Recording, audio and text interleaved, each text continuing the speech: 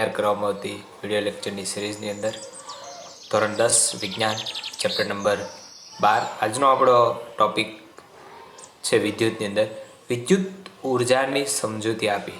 હવે વિદ્યુત પણ એક ઉર્જા છે, તો એને કઈ રીતે માપી શકાય? વિદ્યુત ઉર્જાની સમજૂતી આપી તેનું સૂત્ર મેળવો અને જૂલનો તાપીય નિયમ મેળવો. બરાબર. અથવા તો આવી રીતે પૂછી શકે, કોઈ વાહકમાંથી ટી સમય દરમિયાન વિદ્યુત પ્રવાહ વહેડાવા ઉત્પન્ન થતી ઉષ્મા ઉર્જાનું સૂત્ર છે એ મેળવવાનું છે. કોઈ વાહક છે, એ વાહકમાંથી કોઈ એકમ સમય દરમિયાન એટલે ટી સમય દરમિયાન, એ સેકન્ડમાં હોય, કલાકોમાં હોય, આ દરમિયાન વિદ્યુત પ્રવાહ વહેડાવવામાં આવે તો ઉત્પન્ન થતી જે ઉષ્મા ઉર્જા છે ને, આ ઉષ્મા ઉર્જાનું સૂત્ર આપણે મેળવવાનું છે. કેટલી ઉષ્મા ઉર્જા ઉત્પન્ન થાય, કેટલી ગરમી ઉત્પન્ન થાય, બરાબર, એનું સૂત્ર આપણે મેળવવાનું છે. તો તમને પહેલાં એ ખબર હોવી જોઈએ કે ભાઈ ઉર્જાને પણ માપી શકાય. બરાબર. ઉર્જા માપવા માટે જૂલ નામના વૈજ્ઞાનિકે છે પોતાનો એકમ આપ્યો. અહીંયા કીધેલું છે કે ભાઈ શું કરવાનું છે, એક ધાતુનો તાર અથવા અવરોધક તાર લેવાનો છે કે જે વિદ્યુત પ્રવાહને અવરોધે છે. તેથી તેમાંથી સતત પ્રવાહ વહેડાવવા માટે પ્રાપ્તિ સ્થાન દ્વારા સતત કાર્ય થવું જોઈએ. આમાંથી વિદ્યુત પ્રવાહ વહેડાવવા માટે સતત ને સતત કામ કરવું પડે છે. પ્રાપ્તિ સ્થાનને સતત કામ કરવું પડે. શા માટે? અવરોધ છે એટલા માટે. અગાઉ તમે ટોપિક શીખી ગયા છો ઘર્ષણ બળવાળો, કે જ્યારે કોઈ બી પદાર્થ દ્વારા ઘર્ષણ ઉત્પન્ન થાય છે, આવા સમયે છે એ અમુક ગતિ કરાવ્યા પછી પદાર્થ છે ને પોતાની ગતિ અટકાવી દે છે. ગબડતો દડો તમે ધક્કો માર્યો, ગબડે છે. અમુક સમય પછી છે એ ગબડતો બંધ થઈ જશે. તો આવું શું કામ થાય છે? કારણ કે ઘર્ષણ છે. એવો જ અહીં અવરોધ છે વિદ્યુત પ્રવાહ માટે, કે અમુક સમય પછી ઇલેક્ટ્રોનની ગતિ અટકી જાય એટલે તરત અટકી જાય, ધીમી અટકી શકાય, અવરોધ ઉપર આધાર રાખે છે. તો એને સતત ને સતત તમારે દડો ગતિમાં રાખવો હોય તો સતત એને ધક્કો મારે રાખવો પડે. એટલે સતત એની ઉપર તમારે કાર્ય કરવું પડે. બરાબર. તો અહીંયા તમારે છે એ વિદ્યુત પ્રવાહ સતત વહેતો રાખવો છે. તો વિદ્યુત પ્રવાહને સતત વહેતો રાખવા માટે તમારે કંઈક કાર્ય કરવું પડે. એ કાર્ય ઉર્જા દ્વારા થાય છે, આપણે બધા જાણીએ છીએ. તો એક અવરોધ છે, અવરોધનું મૂલ્ય અહીંયા આર છે. બરાબર. આર માંથી વહેતો વિદ્યુત પ્રવાહ આઈ ધ્યાનમાં લેવાનો છે. તેના બે છેડા વચ્ચેનો વિદ્યુત સ્થિતિમાનનો તફાવત છે એ વી છે. બરાબર. અહીંયા જો તમને આકૃતિ આપી છે અને દરેક બાબતો કીધી છે તમને કે વિદ્યુત સ્થિતિમાનનો તફાવત વી છે, અવરોધ આર છે, અને પ્રવાહ જે પાસ થાય છે વિદ્યુત પ્રવાહ એ આઈ છે, અને વિદ્યુત સ્થિતિમાનનો તફાવત કેટલો છે? વી જેટલો છે. બરાબર. તો અહીંયા ધારો કે ટી સમયગાળા દરમિયાન વિદ્યુત પ્રવાહ છે, બરાબર, દરમિયાન અવરોધમાંથી છે એ પ્રવાહ પસાર થતો હોય. કોઈ ટી સમયગાળા દરમિયાન અવરોધમાંથી પ્રવાહ પસાર થતો હોય તો પસાર થતો વિદ્યુત ભારનો જથ્થો ક્યુ જેટલો આપણે લઈએ છીએ, ધારી લેવાનું છે કે ટી સમય કોઈ ચોક્કસ 1 સેકન્ડ, 2 સેકન્ડ અથવા તો 5 મિનિટ કે 10 મિનિટ કે પછી 1-2 કલાક, ટી સમયગાળા દરમિયાન અવરોધમાંથી પસાર થતો વિદ્યુત ભાર કેટલો હશે? ક્યુ જેટલો, કુલમ. બરાબર. તો વી વિદ્યુત સ્થિતિમાનના તફાવત વડે ક્યુ વિદ્યુત ભારને ગતિ કરવા માટે પ્રાપ્તિ સ્થાન દ્વારા કરવું પડતું કાર્ય છે એ કેટલું છે? વી ક્યુ. બરાબર. તમને એમ થાય આ વી ક્યુ ક્યાંથી આવું ડાયરેક્ટ? તો વિદ્યુત સ્થિતિમાનનો તફાવત વી જેટલો છે. એટલે વી, જો વિદ્યુત સ્થિતિમાનના તફાવત સપોઝ કે છે એ કોઈ બી હોય તો એ સમયે છે એ વિદ્યુત પ્રવાહ છે એ ક્યુ હોય, એટલે એકમ વિદ્યુત સ્થિતિમાનનો તફાવત વી છે, બરાબર. તો એ દરમિયાન કરવું પડતું કાર્ય છે એ વીક્યુ છે, બરાબર, જે તમને અહીંયા આપ્યું છે. એટલે અહીંયા કરવું પડતું કાર્ય ટી સમયગાળા દરમિયાન વીક્યુ જેટલી ઉર્જા છે એ આપવામાં આવે છે. આમ પ્રાપ્તિ સ્થાન દ્વારા ખર્ચાતી ઉર્જા અથવા તો થતું કાર્ય અને ઉર્જા બંને એક જ સરખી કહી શકાય કે ભાઈ તમે જે ખર્ચો છો એ ઉર્જા એટલે ખર્ચાતી ઉર્જા અને થતું કાર્ય એ બંને એક જ છે, બરાબર. અહીંયા આપણે બંને એક જ લઈએ તો W is equal two VQ થશે. W is equal two VQ થશે. હવે આપણી પાસે I નું સૂત્ર છે, બરાબર. આપણી પાસે I નું સૂત્ર છે કે I is equal two Q upon T. યાદ કરો વ્યાખ્યા, બરાબર. Q જેટલા વિદ્યુત સ્થિતિમાનના, બરાબર, Q જેટલા વિદ્યુત ભારને છે એ લઈ જવા માટે ટી સમયગાળા દરમિયાન છે પસાર થવા માટે આપવામાં આવતી પ્રાપ્તિ સ્થાન દ્વારા આપવામાં આવતી ઉર્જા છે VQ છે, બરાબર. તો Q નું મૂલ્ય આપણે અહીંયા સૂત્ર પ્રમાણે જોઈએ તો I is equal two Q upon T થશે. આમાં Q ને સૂત્રનો કરતા બનાવતા T અહીંયા છેદમાંથી ક્યાં આવી જશે? અંશમાં આવી જશે. T અહીંયા છેદમાંથી અંશમાં આવી જશે એટલે Q ઇઝ ઇક્વલ ટુ શું મળે છે? IT. તો અહીં Q ની જગ્યાએ આપણે શું મૂક્યું છે? IT. W is equal two V into IT. અને V બરાબર પણ આપણી પાસે ઓહમના નિયમ પ્રમાણે સૂત્ર છે. શું છે? V is equal to IR. V is equal to IR મૂકો, I બે વાર થયા એટલે I નો square. W is equal to I square, R અને T જેટલો સમય છે. તો અહીંયા છે એ આ વિદ્યુત પ્રવાહના અવરોધમાં ઉષ્મા સ્વરૂપે વ્યય પામે છે. આમ I જેટલો સ્થાયી પ્રવાહને ટી સમયગાળા દરમિયાન ઉત્પન્ન થતી છે એ ઉષ્મા ઉર્જા છે H હોય તો H is equal to I square RT થશે. આ જૂલનો તાપીય નિયમ છે. આ જૂલના તાપીય નિયમનું સૂત્ર છે જે તમને આપ્યું છે, બરાબર. જૂલના તાપીય નિયમનું સૂત્ર છે એ તમને અહીંયા આપ્યું છે. ફરી વાર જોઈ લો આખી સાબિતી કે ભાઈ જે અહીંયા વિદ્યુત પરિપથ આપ્યો છે, બરાબર. V વિદ્યુત સ્થિતિમાનનો તફાવત છે, I વિદ્યુત પ્રવાહ જેટલો વહે છે, R છે જેટલો અવરોધ છે, બરાબર. તો આની અંદર આપણે શું મેળવવાનું છે કે ભાઈ કરવું પડતું કાર્ય ટી સમયે V વિદ્યુત સ્થિતિમાનના તફાવત અને Q વિદ્યુત ભારને ગતિ કરવા પ્રાપ્તિ સ્થાન દ્વારા થતું કાર્ય છે VQ છે. આ જોઈ લેવાનું. Q જેટલા વિદ્યુત સ્થિતિમાન અહીંયા છે એ V જેટલો વિદ્યુત સ્થિતિમાનનો તફાવત આપવામાં આવે છે એટલે Q જેટલા વિદ્યુત ભારને છે એ લઈ જવા માટે કરવું પડતું કાર્ય VQ છે, બરાબર. એટલે W ઇઝ ઇક્વલ ટુ સીધું VQ આપણે લખવાનું થશે. કરવું પડતું કાર્ય બરાબર વિદ્યુત સ્થિતિમાનનો તફાવત V અને Q એટલે વિદ્યુત ભાર. તો અહીંયા Q છે એની બદલે તમે મૂલ્ય મૂકી શકો IT. શું કામ? I is equal two Q upon T. એકમ સમયમાં વાહકના કોઈ આડછેદમાંથી પસાર થતો વિદ્યુત ભારનો જથ્થો એને વિદ્યુત પ્રવાહ કહેવાય. આ સૂત્ર, બરાબર, એ વ્યાખ્યા ઉપરથી જ બનાવ્યું આપણે અગાઉ. તો અહીંયા થશે I is equal two Q upon T. Q ને સૂત્રનો કરતા બનાવતો IT વધે, IR અને IT.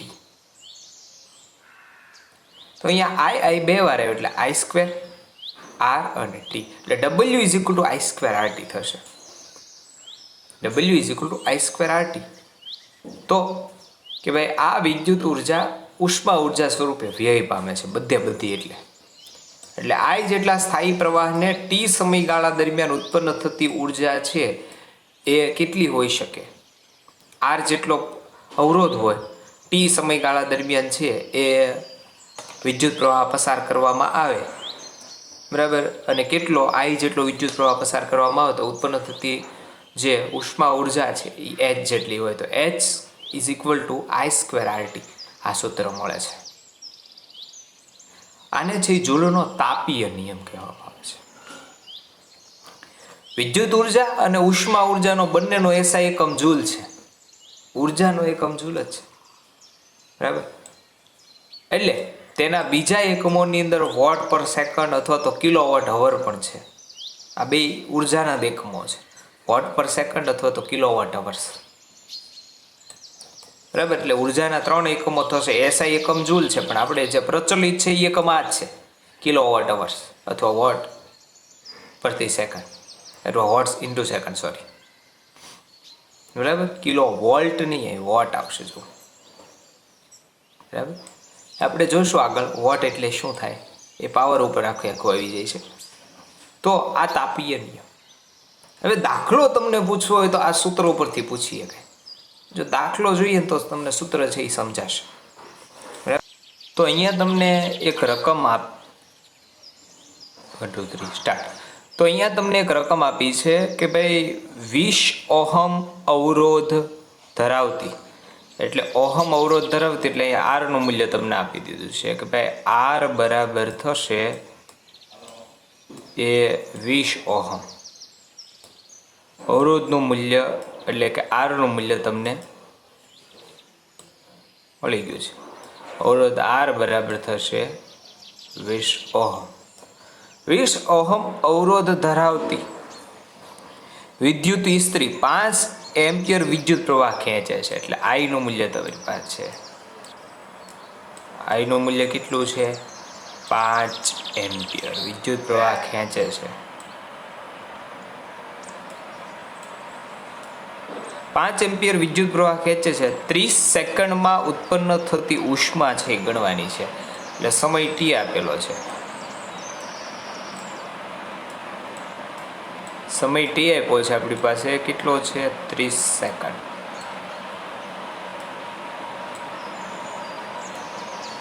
બરાબર. એટલી વસ્તુ આપણને રકમની અંદર આપી છે, બરાબર. ફરીવાર વ્યવસ્થિત વિગતે રકમ છે વાંચી જુઓ તો તમને કઈ કઈ વસ્તુ આપેલી છે. આર, આઈ અને ટી આપેલો છે, બરાબર. આર, આઈ અને ટી આ 3ના મૂલ્યો આપણને છે આપેલા છે, જે રકમની અંદર તમને ઓલરેડી દેખાય છે, બરાબર. અવરોધ આર બરાબર આપણને મૂલ્ય આપેલું છે, કેટલું છે? 20. આર નું મૂલ્ય આપેલું છે આપણને 20 ઓહમ.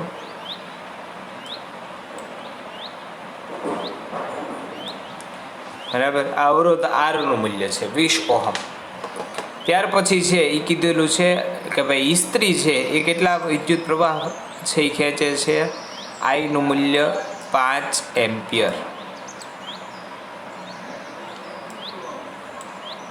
5 એમ્પિયર જેટલો વિદ્યુત પ્રવાહ છે એ ખેંચે, બરાબર.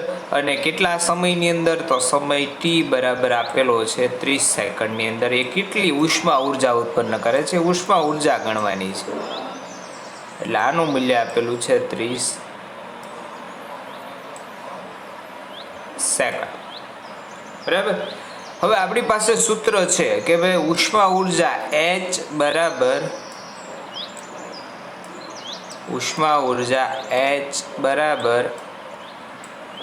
I square R T. આપણી પાસે સૂત્ર છે કે ભાઈ I સ્ક્વેર R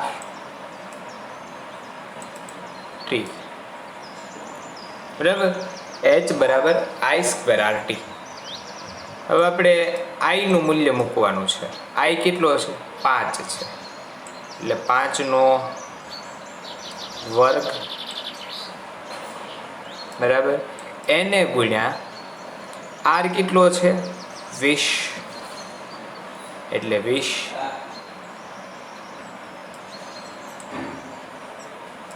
અને ટી કેટલા સમયગાળો આપેલો છે? 30 સેકન્ડ, એટલે કે 30.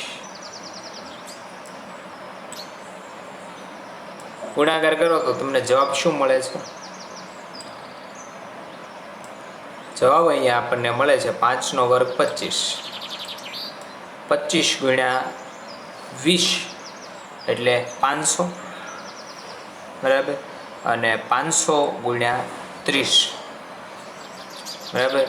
500 ગુણ્યા 30 એટલે 5 તેરી 15 એટલે 1500 થઈ ગયા, ને વાહે 1 મિનિટ એટલે 15000. 15000 શું આવશે અહીંયા એકમ તરીકે? શું તમે લઈ શકો? જૂલ. એટલી ઉષ્મા ઉર્જા છે એ આ ઇસ્ત્રી છે, બરાબર, એ ઉત્પન્ન કરશે. કેટલી? 15000 જૂલ, જે તમને અહીંયા આપેલી છે. ભાઈ 20 ઓહમ અવરોધ ધરાવતી વિદ્યુત ઇસ્ત્રી 5 એમ્પિયર વિદ્યુત પ્રવાહ ખેંચે છે, તો 30 સેકન્ડની અંદર ઉત્પન્ન થતી ઉષ્મા ઉર્જા કેટલી હશે? 15000 જૂલ જેટલી હશે, બરાબર. હવે તમને સૂત્ર સમજાય કે ભાઈ H=I²RT વાળું, બરાબર. ખાસ અગત્યનું જ્યારે તમને છે એ કોઈ બી ઉપકરણમાંથી ઉત્પન્ન થતી ઉષ્મા ઉર્જા પૂછે છે ત્યારે આ રીતે છે એ તમે શોધી શકો છો. તો ત્યાર પછીનો પ્રશ્ન થાય છે, જૂલનો તાપીય નિયમ લખી સમજાવો. શું હોઈ શકે જૂલનો તાપીય નિયમ? એ અગાઉ આપણે સમજી જ ગયા છીએ આની અંદર કે ભાઈ જૂલનો તાપીય નિયમ H=I²RT. પણ આપણે છે એ ખાસ કરીને એનું વાક્ય સમજવાનું છે, અને પ્રશ્ન સાથે એવો પણ પૂછી શકે જૂલનો તાપીય નિયમ લખો, વિદ્યુત પ્રવાહને કારણે વાહકમાં ઉદ્ભવતી ઉષ્મા કઈ કઈ બાબતો ઉપર આધાર રાખે છે, બરાબર. એટલે જે બાબતો ઉપર આધાર રાખે છે એ જૂલનો નિયમ છે. ગાણિતિક સમીકરણ છે એ જૂલનો નિયમ છે.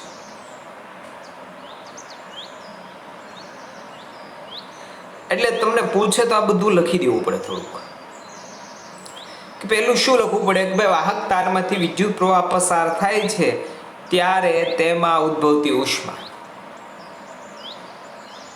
થાય છે ને, દરેક વસ્તુ ની અંદર ઉષ્મા, ખાલી તારમાંથી વિદ્યુત પ્રવાહ પસાર થાય તો તારની અંદર ઉષ્મા ઉત્પન્ન થાય. સમજવું હોય બે છેડા ભેગા કરજો, ઉષ્મા કેટલી ઉત્પન્ન થાય ખબર પડે, બરાબર. તો આપેલા અવરોધ અને આપેલા સમયગાળા માટે વિદ્યુત પ્રવાહના વર્ગના સમપ્રમાણમાં હોય છે.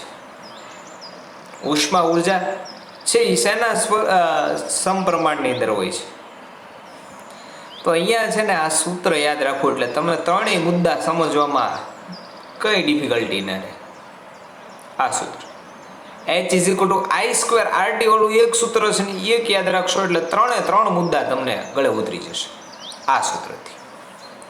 પહેલું હું કીધું, આપેલ અવરોધ અને આપેલ સમયગાળા માટે આ બે વસ્તુ, આપેલ અવરોધ અને આપેલ સમયગાળા માટે. હવે આ પહેલાની વાત કરવાની છે ને ત્યારે આ બેને આપેલ કહી દેવાનું. જો ખાસ સમજાવું છું, પહેલાની વાત જ્યારે કરવાની છે ત્યારે આ બેને અચળ રાખવાના. આપેલ કરતા અચળ લખો તોય વાંધો નહીં. એટલે આપેલ અવરોધ અને આપેલ સમયગાળા માટે આ બે આપેલ છે, વિદ્યુત પ્રવાહના વર્ગના સમપ્રમાણની અંદર હોય છે. ઉષ્મા વિદ્યુત પ્રવાહના વર્ગના કેવા છે? સમપ્રમાણની અંદર. આ બે અચળ લઈ લો તો આ કેમ થાય? સમપ્રમાણ, બરાબર. એટલે મેં તમને અગાઉ છે આપણે કદાચ સમજી ગયા હોઈએ તો કે ભાઈ જ્યારે તમારે બરાબરની નિશાની છે અને દૂર કરવી હોય તો શું કરવું પડે? કોઈકને છે એ તમારે છે એ અચળાંક તરીકે લેવા પડે. અહીં આપણે આઈની વાત કરીએ છીએ ને તો આર અને ટીને અચળાંક તરીકે લઈ લઈએ એટલે શું આવે છે? શું વધે? H છેલ્લે છે I². આવું મળે ને, વચ્ચે ઊંધા ચોકડા જેવી નિશાની છે એ ચલનની નિશાની છે. તો શું આપણને મળે છે કે H છેલ્લે છે I². આ H શું છે? ઉષ્મા ઉર્જા, ઉદ્ભવતી ઉષ્મા. એ શેના સમપ્રમાણમાં છે? વિદ્યુત પ્રવાહના વર્ગના સમપ્રમાણમાં છે. શેના સમપ્રમાણમાં છે? વિદ્યુત પ્રવાહના વર્ગના સમપ્રમાણમાં છે, બરાબર. તો આપેલ અવરોધ અને આપેલ સમયગાળા માટે વિદ્યુત પ્રવાહના વર્ગના સમપ્રમાણમાં છે. આ પહેલી વાત છે. હું ઉષ્મા. બરાબર. ઉદ્ભવતી ઉષ્મા છે, ઉદ્ભવતી ઉષ્મા એ આપેલ પ્રવાહ, હવે આપેલ પ્રવાહ, હવે આપણે પ્રવાહની વાત થઈ ગઈ એટલે પ્રવાહને આપેલ જાહેર કરી દે. અચળ પ્રવાહ અને અચળ સમયગાળો, આ બે અચળ રાખી દેવાનું. તો શું વધ્યું? આપેલ પ્રવાહ અને આપેલ સમયગાળા માટે અવરોધના સમપ્રમાણમાં હોય છે. ઉત્પન્ન થતી ઉષ્મા છે એ આ ઇક્વલ ટુ નિશાની બાદ કરો તો આ બેને અચળાંક તરીકે લઈ લો તો હજુ શું વાહે? વધ્યું શું પાછળ? એચ ચલે છે, શું વધશે આપણી પાસે? આર. એટલે આ બે કેવા છે? સમપ્રમાણમાં. આપેલ પ્રવાહ અને આપેલ સમયગાળા માટે છે એ અવરોધના સમપ્રમાણમાં હોય. કોણ? ઉષ્મા ઉર્જા છે એ અવરોધના સમપ્રમાણમાં છે. અવરોધનું સમપ્રમાણ લીધું ને આપણે. ઉષ્મા ઉર્જા અવરોધના સમપ્રમાણમાં હોય છે. એટલે આપેલ અવરોધ પ્રવાહ માટે છે એ સમય. જો હવે તમારે પહેલી વાત થઈ ગઈ આપણે કોની કોની, કે ભાઈ પહેલી છે એ વિદ્યુત પ્રવાહની થઈ ગઈ. પહેલું વિદ્યુત પ્રવાહની થઈ ગઈ, વર્ગના સમપ્રમાણમાં હોય છે. પછી અવરોધના સમપ્રમાણમાં હોય છે. હવે વાત કરવાની છે સમયની, તો એની માટે આ બેને અચળાંક તરીકે લઈ લેવાના. આને અને આને આ બેને અચળાંક તરીકે લઈ લો. હજુ ટી, તો શું થાય? એચ ચલે છે ટી. આ એચ ચલે છે ટી ને તમારે વાંચવું હોય ને તો આ રીતે વચ્ચે કે આપેલ અવરોધ એટલે અવરોધ અચળ, આપેલ પ્રવાહ માટે છે એ માટે સમયગાળાના સમપ્રમાણમાં હોય. કોણ? ઉદ્ભવતી ઉષ્મા. ઉદ્ભવતી ઉષ્મા છે એ સમયગાળાના કેવા પ્રમાણમાં છે? સમપ્રમાણમાં છે. તો જે આ ગાણિતિક સમીકરણ છે ને એ સમીકરણને જૂલનો તાપીય નિયમ કહેવામાં આવે છે. એ તમને પૂછે તો ત્રણે ત્રણ બાબતો એક સાથે ભેગી કરી લખવી પડે જૂલના તાપીય નિયમની અંદર. શું કરવું પડે? ત્રણે ત્રણ બાબતો તમારે એક સાથે જૂલના તાપીય નિયમની અંદર લખવી પડે કે આપેલ અવરોધ અને આપેલ સમયગાળા માટે વર્ગના સમપ્રમાણમાં, વિદ્યુત પ્રવાહના વર્ગના સમપ્રમાણમાં, આપેલ પ્રવાહ અને આપેલ સમયગાળા માટે અવરોધના સમપ્રમાણમાં, બરાબર, અને આપેલ અવરોધ અને આપેલ પ્રવાહ માટે છે સમયના સમપ્રમાણમાં. એટલે એચ ચલે છે I², એચ ચલે છે આર અને એચ ચલે છે ટી. આ ત્રણ વિધાનો યાદ રાખવાના. બાકી બેને છે આપેલ અથવા તો અચળ લઈ લેવાનું. અહીં આપેલ કીધું છે એની બદલે અચળ લ્યો તો પણ ચાલે. તો આ ગાણિતિક સમીકરણ છે એ સમીકરણને તમે છે જૂલનો તાપીય નિયમ કહે છે. આ નિયમ પરથી સ્પષ્ટ છે કે ઉત્પન્ન થતી ઉર્જા છે વિદ્યુત પ્રવાહ I અને વાહકના અવરોધ R અને સમયગાળા દરમિયાન વિદ્યુત પ્રવાહ પસાર થતો હોય તે સમયગાળા પર આધાર રાખે છે. બરાબર. શેની ઉપર આધાર રાખે છે? આ ત્રણે ઉપર. કે ઉત્પન્ન થતી ઉષ્મા છે એ પસાર થતો વિદ્યુત પ્રવાહ I, વાહકનો અવરોધ R અને સમય ઉપર, કે જે સમયગાળા દરમિયાન વિદ્યુત પ્રવાહ પસાર થાય છે એ સમયગાળા ઉપર આધાર રાખે છે. આ જૂલનો તાપીય નિયમ. તમને પ્રશ્ન પૂછે કે ભાઈ જૂલનો તાપીય નિયમ લખી સમજાવો તો એટલી ડિટેલ લખવાની છે. જો આ એક સૂત્ર તમને જો યાદ હોય, આ એક સૂત્ર, બરાબર, તો બધું આવી ગયું. H=I²RT joule. મગજની અંદર આમ બેહાર દેવાનો, ખોપરી ખોલી અંદર મૂક કે H=I²RT. ઓકે, તો આ જૂલનો નિયમ થયો. દાખલા પૂછે તો પણ આ સૂત્ર વાપરવાનું છે. ઘણી વાર તમને H આપેલો હશે, R આપેલો, T આપેલો હશે તો I શોધવાનો હશે. ઘણી વાર તમને H આપેલો હશે, I આપેલો હશે, T આપેલો હશે, R શોધવાનો હશે. એટલે ચારમાંથી કોઈ બી બાબત હોય તો ત્રણ આપી હોય તો એક શોધવાની હોય. બરાબર, આવડશે. તેમ છતાં છેલ્લે આપણે દાખલાઓ બધા લેવાના છીએ. બરાબર. આ ઉપરાંત ત્યાર પછી છે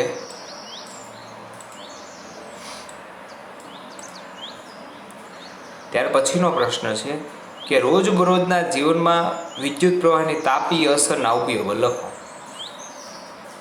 રોજિંદા સમયગાળા દરમિયાન રોજિંદા જીવનમાં આપણે ક્યાં છે વિદ્યુત પ્રવાહની તાપીય અસરનો ઉપયોગ કરીએ છીએ.